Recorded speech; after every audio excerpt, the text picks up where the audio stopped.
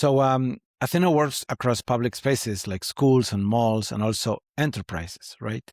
What changes the most across these different environments? I think the biggest difference is between like an event where it's a lot of focused attention. So if you think of going to the last NFL game or football or, we call it soccer, any of those events, you're going to overstaff your security team and it's going to rely more on those officers than let me rephrase that. When you go to events, they can afford to overstaff it because it's a tight time window. Right. When you're running a system that's 24/7, so any facility, the longer hours you have to run secondary screening, that officer or set of officers is going to get just more fatigued because they do it more routinely all day long, lots of days in a row. And so there's just more fatigue that comes with running 20 on-duty times. So many of our customers do things like rotate posts in order to keep their officers fresh. But that's where technology really needs to help officers stay diligent, build accountability into the program. So we help officers resolve alerts. So each alarm can actually be resolved. So officers should understand why the machine went off. They can mark wheelchair walker, things like that set the machine off. Versus if it is in fact a knife, a gun. Most of our customers are finding edged blades as most of the contraband coming through. Other things that we find a lot are things like OC spray, like bear spray, pepper spray, and different concentrations.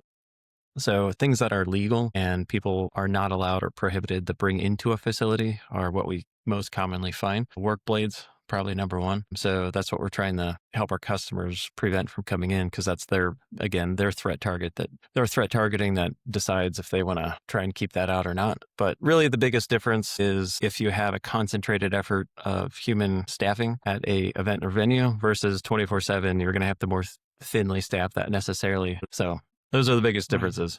The other thing I know is this concept of repeated. You mentioned repeated task, but also I've seen repeated people. Right?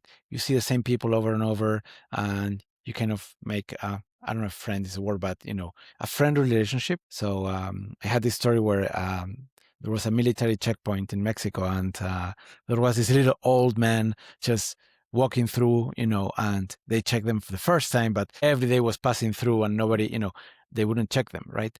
And then something happened that they changed the people on the checkpoint, and then they check again the little old man, and turns out that he was smuggling drugs through the checkpoint because he was a repeat, he was walking by so frequently that he became friendly or well known for everybody, right? So they wouldn't check them again, right? So he kind of was able to penetrate the checkpoint using that social engineering. That's right. Habituate, become friends with, say hi. Right. Pretend like you're not an alarming person, become friends with them, be on a first day basis. Which doesn't happen on a big sport events because, it's a lot of people and nobody knows anybody.